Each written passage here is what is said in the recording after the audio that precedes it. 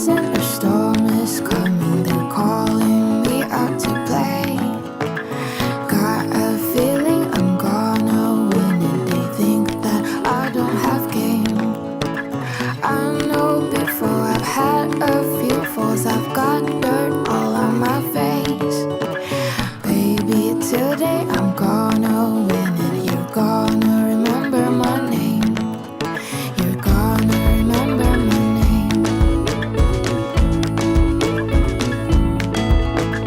Gonna remember my name. I've got a feeling you're gonna remember my name.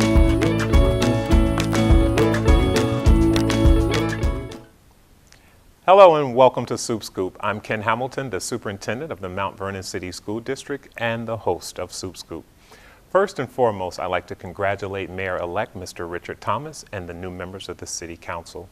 I look forward to continuing our collaborative work between the school district and the city for the continued improvement of the great city of Mount Vernon.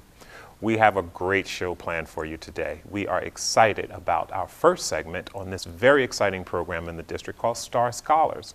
We will then have a special literacy announcement about our Superintendent's Reading Challenge. We will be visiting Parker Elementary School in the Parent Resource Center, where we will be joined by my very special friend, Ollie the Octopus, who is our champion for the Superintendent's Reading Challenge.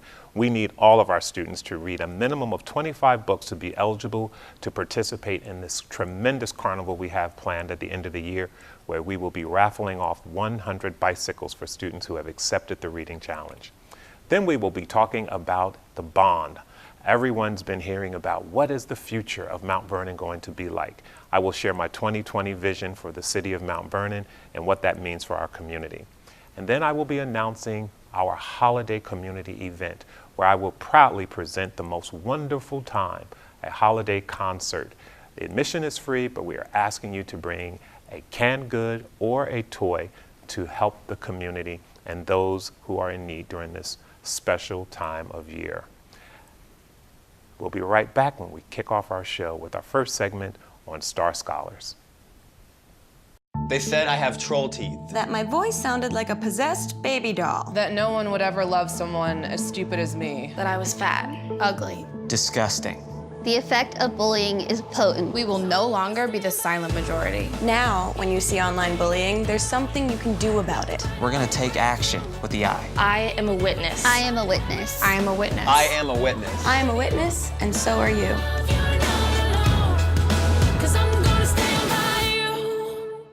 Hello, welcome back. We are excited about this next segment. We'll be talking about Star Scholars, which is a very unique program in our district.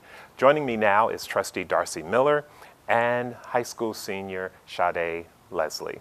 Welcome to Supt. Thank you. Thanks for having me. So why don't you begin by telling us about Star Scholars? Okay, about 5 years ago, some neighbors and I got together and talked about community involvement. And one of my neighbors said he was the first in his family to go to college. And I said I was a late bloomer going to college. And he said, I want to put something together that will provide mentorship and college guidance for students at Mount Vernon high schools. And so I said, okay, sign me up, I'll help you launch it. So we incorporated, we filed for our 501c3 nonprofit, and our first class, our students, two students. We had kids apply from the high schools, and we selected 2 students our first year, 2 our second year. We have 3 seniors this year, of which Sade is one, and we have 4 juniors who are all in the Star Scholars program. And we know how important mentoring is for our children. What made you see this as one of your own passions, and why Mount Vernon? Well, I love Mount Vernon. I've lived here about 9 years. My husband and I have lived here about 9 years, and I had retired, and I had just finished my graduate degree, and I said, I love working with young people, and in my career I love working with young people. So I said, if I can spend time with the kids, I wasn't sure what mentoring was going to be like, and then I got hooked, because I realized I could be a sounding board, a big sister, a mother, whatever. And it's just so joyful to see all these kids and how talented they are. And I think if everyone had a cheerleader, I didn't really have a cheerleader growing up. If everyone had a cheerleader, imagine what they could do. If someone was behind you saying, go, go, go, you can do this, I believe in you, call me for anything. It's just magical. Wow. So Sade, what's it been like for you? First of all, tell me what it felt like when you found out that you were selected to be a Star Scholar.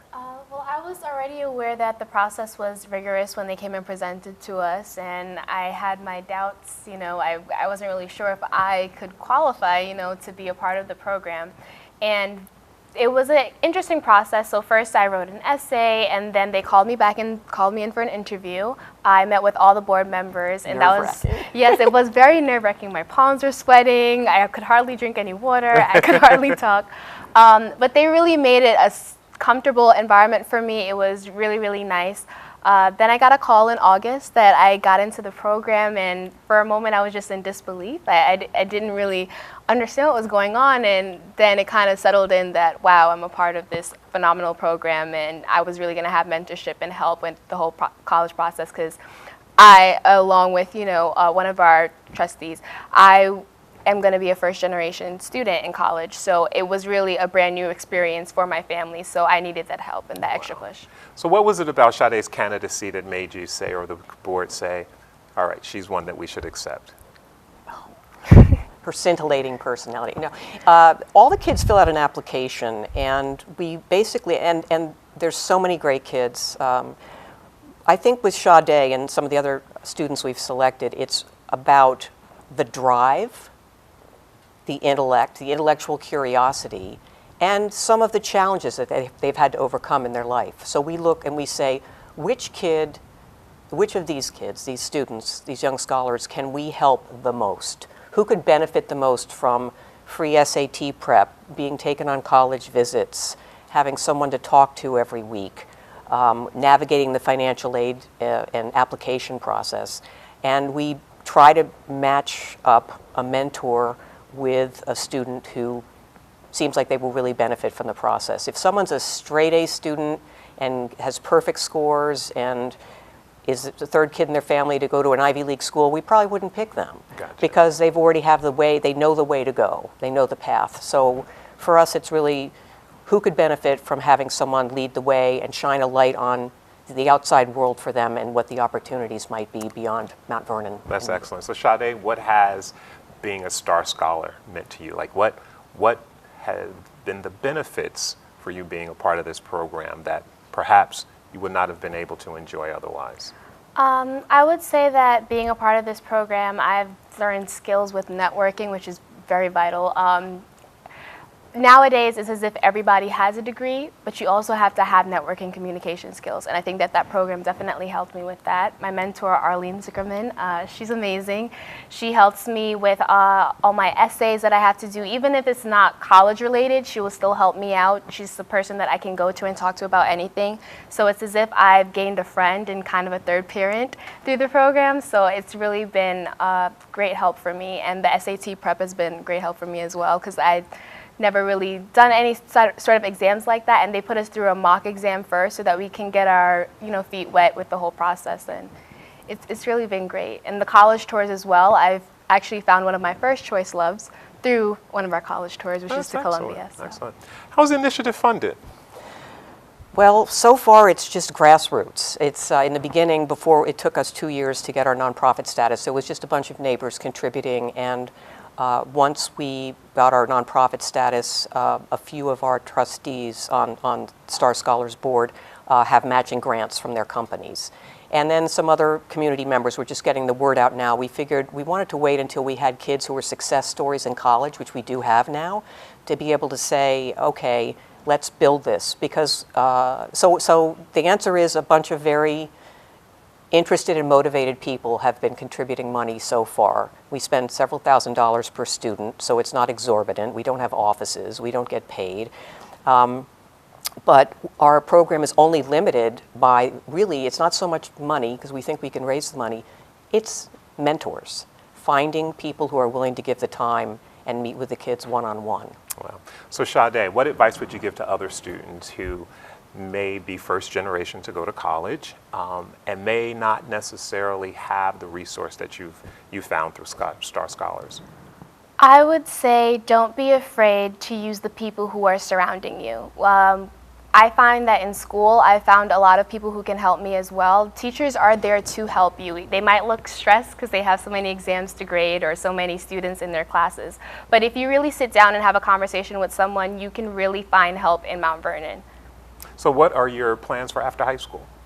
After high school, I plan on going to undergraduate school and majoring in journalism, and then hopefully going to law school. Oh, excellent, excellent.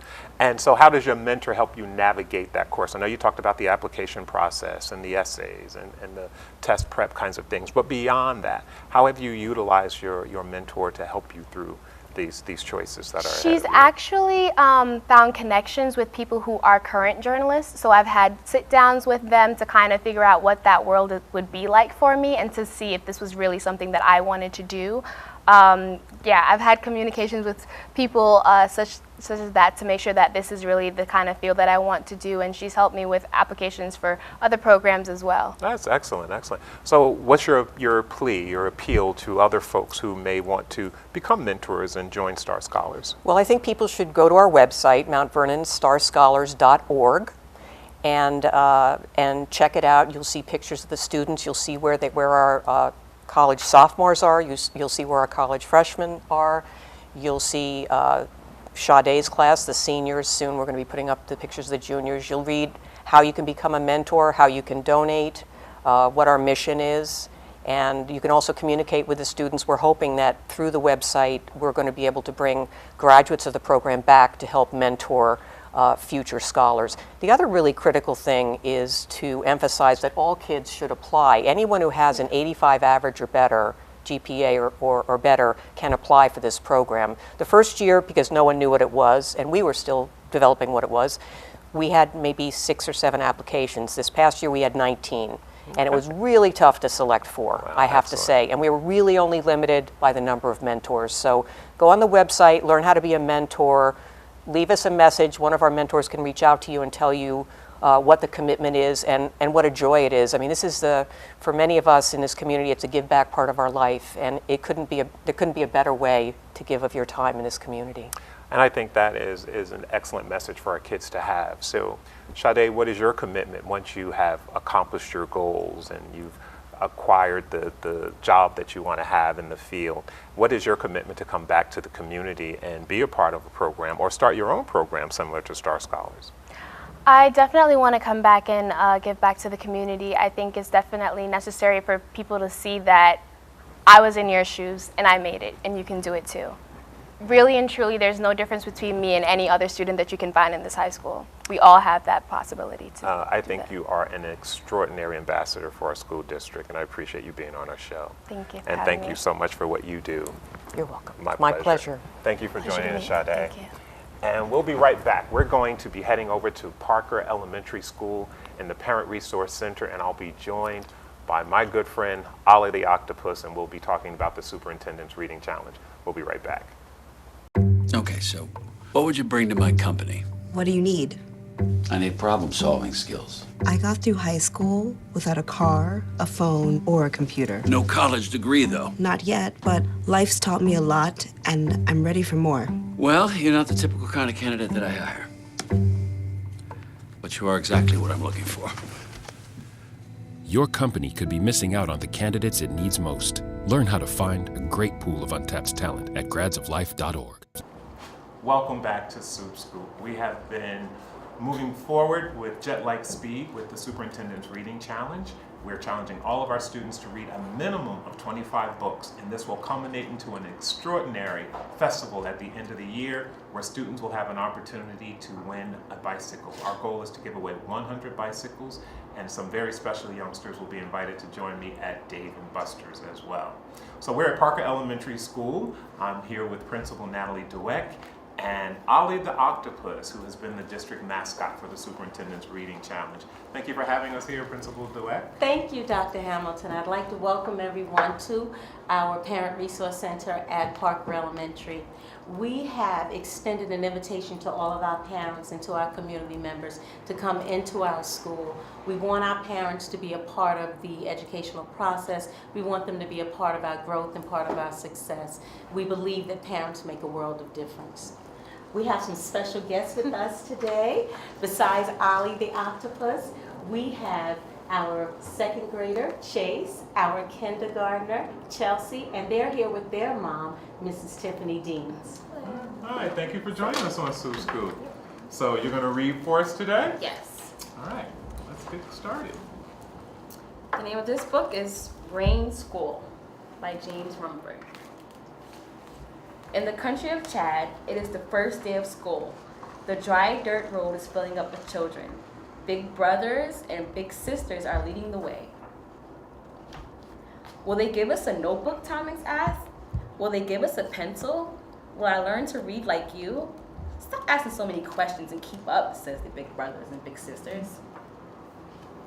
Thomas arrives at the schoolyard, but there are no classrooms. There are no desks. It doesn't matter.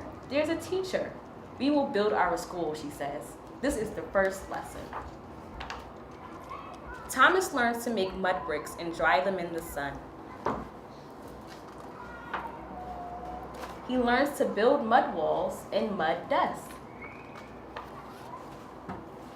He gathers grass and saplings with other children and they make a roof.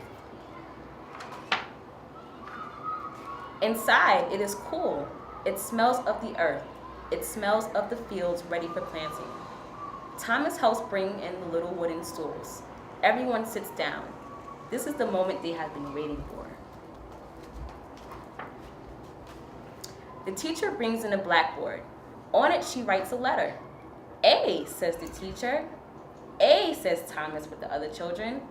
The children write the letter with the big strokes in the air. The students do the same, over and over. Wonderful, says the teacher. She hands out notebooks and pencils. Page 1, says the teacher. Thomas opens his notebook to the first page and holds his pencil ready and waiting. Now write letter A. Beautiful, says the teacher as she looks at the student's work. Every day, Thomas learns something new. Every day, the teacher cheers him and the other children on.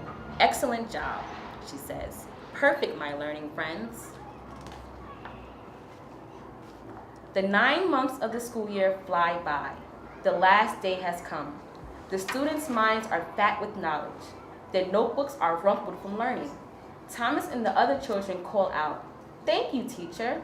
She smiles and says, "Well done, my hardworking friends. See you next year." Thomas and the other children race home. The school is empty and just in time. The big rains have started.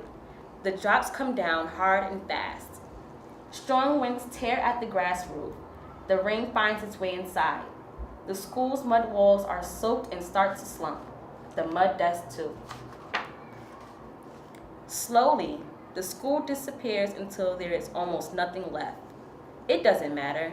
The letters have been learned and the knowledge taken away by the children. Come September, school will start over.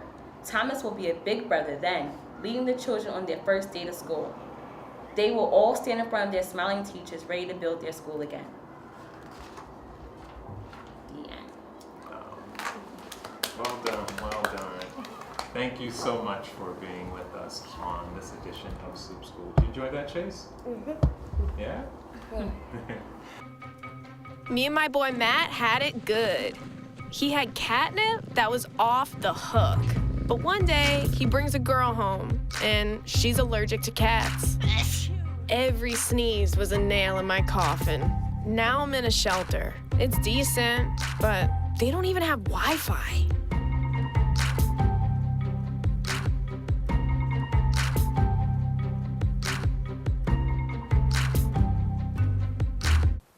Welcome back. This segment of Supt Scoop is devoted to presenting the 2020 vision, which is about the future of the Mount Vernon City School District. What we are presenting now is really a culmination of a series of conversations with the Board of Trustees, members of the Superintendent's Cabinet, and members of the Extended Superintendent's Advisory Council. This 2020 vision really takes into account how to prepare our children for a world that we have yet to see. Our vision, the Mount Vernon City School District, is that we will be recognized as a high-quality educational system where all students receive a rigorous education which prepares them to be model citizens equipped with the necessary skills to compete in a global society. It is the mission of the Mount Vernon City School District to create a sense of urgency and partnership with members of its community in a journey to restore, rebuild, and rebrand the district so that all stakeholders are partners in providing students with an exceptional educational experience. Everything we know about revitalizing and rebuilding districts begins with early learning initiatives. We are proposing a full-day early childhood center where we will be providing full-day pre-K services to all eligible students in our district. This will be at no cost to parents, and these two sites are proposed to be at Parker and Traphagen schools. This is important because we know early literacy matters. We will expand the K-8 configuration in our district so that we continue to show that our students are beneficiaries of the continuity of care and gives them the opportunity to build relationships in their communities so that they are connected with teachers from their kindergarten through their 8th grade experiences. We are proposing 3 schools of excellence where we are focusing exclusively on raising rigor, restoring excellence, and providing our students with multiple pathways to college, the workforce, or the military, or whatever they choose to do after high school. The key is to provide them with multiple pathways in order to accomplish that. And all of this will be constructed through a quality instructional program where all of our students are exposed to highly trained, specialized teachers who are devoted to their craft.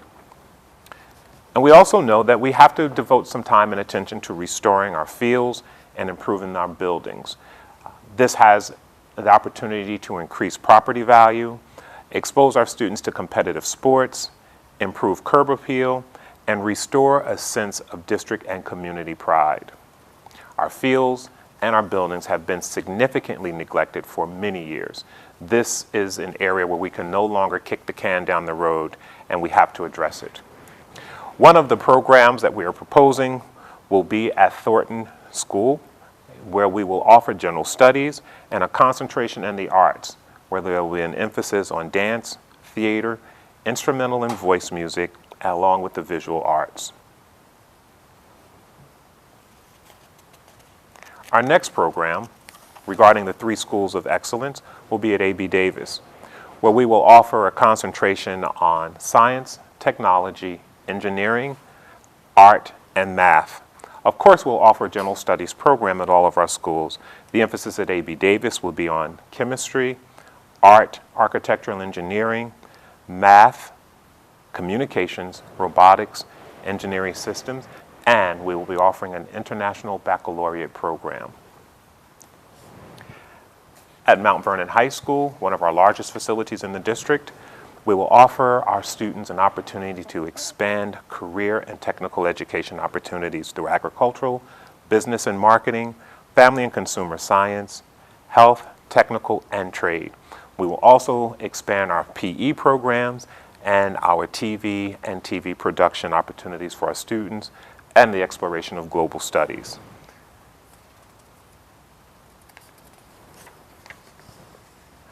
We know that we are living in a world where our students have to be prepared for jobs that haven't even been invented yet. In fact, we are preparing them for advanced robotics, where increasingly capable robots with enhanced sensors and dexterity and intelligence will be used to automate many tasks. These are jobs that don't even exist right now. It is anticipated by the year 2025, there will be close to $4.5 trillion devoted to this industry. There are many jobs that we have to begin to expose our children to. This includes artificial intelligence, computer vision, advanced robotics dexterity, sensors, distributed robotics, robotic exoskeletons, and key applications associated with robotic surgery and human augmentation. We anticipate that the future will include creating vehicles that will navigate in many situations semi-autonomously and provide an increased economic opportunity to the tune of close to $2 trillion in the future. This could save close to 150,000 lives from potentially fatal traffic accidents. Our students need to be able to compete in a world that we don't even know will exist. And we have to begin by preparing our students in this global society now. This 2020 vision is really designed to address the needs of our students in the future and the needs of children who are yet to even be born. We also know that there are many students who will require an alternative high school experience. We are looking to take Mandela offline as it currently exists and offer students a sundown option with job-embedded experiences through our career and technology educational program. This will give our students who need an alternative to the traditional educational program an opportunity to work during the day and complete their high school experiences in a sundown program and even learn a trade that will increase their employability in the future. If we are successful and should the board support this initiative, we will be able to create an additional revenue stream by leasing the current Mandela building. Now, this is a multi-year process. None of this will happen overnight. In our first phase, we anticipate floating the bond in January of 2016. And the first phase of this would include, in addition to Pennington to accommodate additional students, addressing the fields at Graham and Parker schools, miscellaneous infrastructural things that need to occur, and of course any environmental abatement that needs to occur. So the first phase of this bond will cost the district about $17.7 million. Phase 2, which we anticipate will be in the year 2017 through 2018, would be the implementation of our full-day pre-K schools and the full expansion of our K-8 configurations. We would then begin working on the Thornton infrastructure and infusing the academic vision. Phase 2 would also include converting the Mount Vernon High School fields and general infrastructure for all of our schools. While there are only some schools named in this plan, this bond will provide an infrastructure for every school in the district, upgrading the wiring, enhancing the fields, refurbishing many of our dilapidated buildings and making them more accustomed to our students so that learning can happen and prepare them not just for 21st century learning, but even 22nd century learning as well. Phase 2 of this bond would cost about $34 million. Phase 3, which would occur in the 2018-2019 year, would include further enhancements for Mount Vernon High School infrastructure and the fields there and the implementation of the vision as previously mentioned. Phase 3 of this part of this project would be $28 million. And Phase 4 would be 2019 through 2020. This is where the full vision comes to fruition, where the fields at A.B. Davis would be rehabbed, the academic program and infrastructure would be in place, and this would cost $18.7 million. And the final phase would be the general infrastructure of $8 million, and that would put the final seal on all the things that we are planning for the future of our community and for the sake of our children. So in total, the bond summary is as follows. We would have an infrastructure that includes the 16 buildings, schools in our district, along with central office for a total of 17 facilities, enhancing our fields and implementing the academic vision. We anticipate that this bond would cost a total of $108 million. Fortunately, none of this will cost the taxpayers anything the first year. We would not begin to borrow down on this until we were able to implement the plan as I previously outlined. We anticipate that the first phase of this bond would cost taxpayers about $5.86 a month. Now this is on your average assessed home, which the city has told us is about $10,000. Now the average assessed value of your home and the fair market value of your home are two entirely different things. But you'll be able to go on our website and put in information about your assessed value, and it will calculate very specifically what this proposed bond would cost you as an individual taxpayer. But each year, as we borrow more money, as outlined in the various phases in the earlier part of this presentation, we anticipate that there will be existing debt that will come off of that. So this is a prime opportunity for us to implement this vision, because as old debt gets paid off, we add this new debt on, and the impact is minuscule in comparison to what will be a huge benefit to our district and to our students. So this information is on our website. We encourage you to really study this. We will be coming out to all of our schools to do a presentation on this bond, answer any questions that you have. This is a huge initiative for our district. It is a big commitment for us to make for the sake of all children. In our next segment, we will be talking about our community engagement initiative for our holiday season. Ken Hamilton presents an unforgettable holiday experience. We'll be right back. Look at me, hey. Raymond, look at mommy. Maybe the light hurts his eyes. Maybe she's just not hungry. Maybe he can't hear us. Maybe we're not stimulating him enough. Maybe it's a phase.